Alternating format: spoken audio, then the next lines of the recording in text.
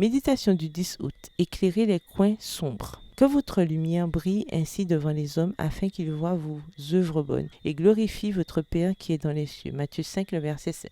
Dans un de ces récits, Ellen White a dit « Les germes morbides abondent dans les coins obscurs et négligés, dans les rebuts putrescibles, l'humidité et la moisissure. Aucun débris végétal, aucun tas de feuilles mortes ne devrait être abandonné près de la maison. Il ne doit y avoir ni saleté ni matière en décomposition à l'intérieur de la maison. » Texte tiré du livre Le ministère de la guérison, les principes de la santé à la page 233. L'absence de lumière, l'accumulation d'ordures et le manque de propreté sont des facteurs déclencheurs de toutes sortes de maladies. Mais aujourd'hui, j'aimerais vous parler des coins sombres de l'esprit. Du manque d'hygiène mentale peut résulter la maladie, voire la mort. Les épisodes traumatisants des premières années de la vie, comme l'abandon et toutes les formes d'abus, sont enregistrés par beaucoup sous la forme de secrets, provoquant alors la honte et le mépris d'eux-mêmes. La honte toxique dévaste, annihile et produit un sentiment d'inadéquation. C'est le mécanisme de défense que nous utilisons par crainte d'être jugés pour des agissements négatifs que nous avons vécus. Dans ces conditions, l'esprit devient une cachette obscure qui empêche la lumière d'entrer.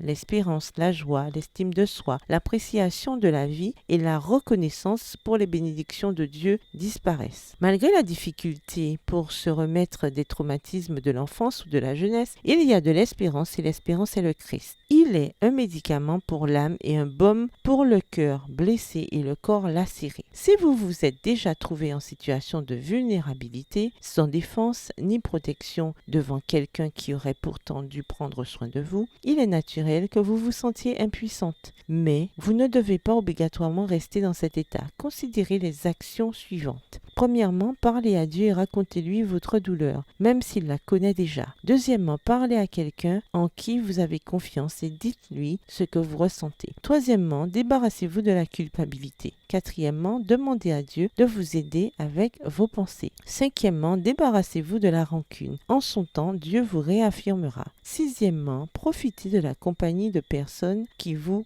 apprécient. Et septièmement, par la prière, éliminez les ordures mentales. Bonne journée, que l'Éternel vous bénisse.